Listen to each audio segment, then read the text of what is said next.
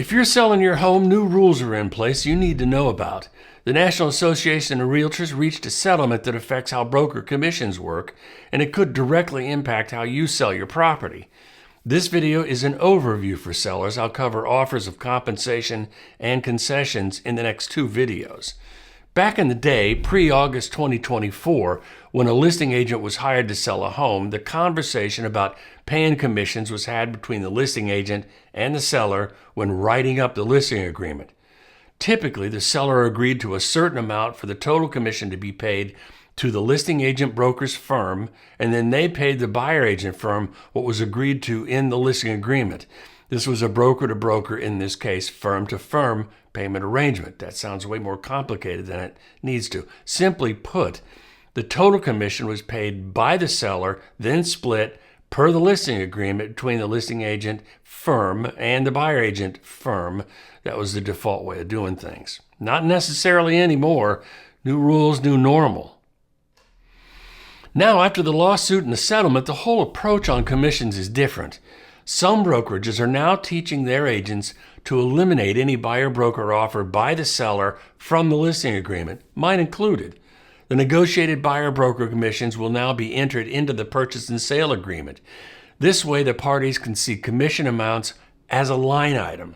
The point of this is transparency and clarity. You can't get more transparent and clear than that. Done this way, there is no question who is paying how much for what. What are one of the biggest takeaways from the new rules in the settlement? You still have the option to offer compensation to the buyer brokers, meaning if you do, the buyer doesn't have to cover the cost. Why would you consider this? Offering buyer broker compensation can make your home more attractive to buyers, helping it stand out in a competitive market. Take note here, in a competitive market. On the flip side, in a strong seller's market, you may be able to minimize a buyer-broker commission and have the buyer pay their own agent. This is huge, and this is why it's really important for you to know the state of the market you're in, buyer market, seller's market. You got to know. Back to competitive. If the seller does not cover the buyer agent commission, the buyer will then be faced with a choice: buy your house and pay their buyer agent commission as well, if they can, or find a different house where the seller will cover the buyer agent commissions. This puts sellers in direct competition with one another.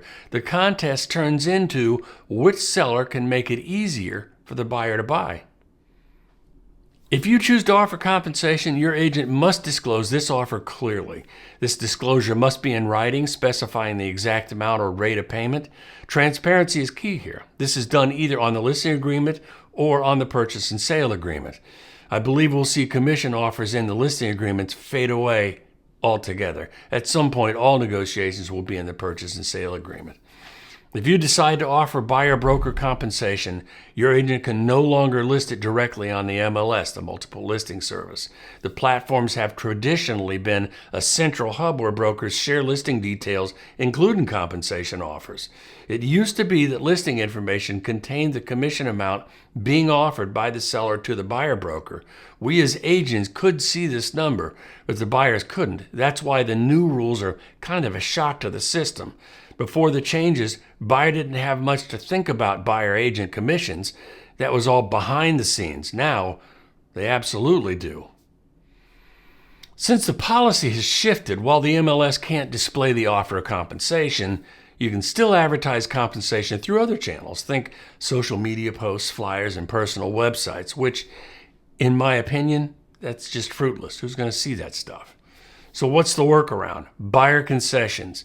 You can still offer incentives such as covering a portion of the buyer's closing costs, and those concessions can be listed on the MLS, but concessions cannot be directed to buyer agent commissions specifically. They made a big deal about that. Look at concessions like a bucket of money. When the seller offers X amount in the concessions, the buyer then decides how to divvy that up and puts it in writing in the contract. There's more on all of this in the next two lessons.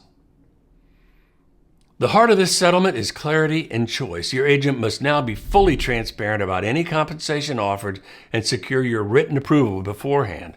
This ensures you're always in control of the financial terms when listing your property. No hidden agreements, just open, honest discussion about how commissions work.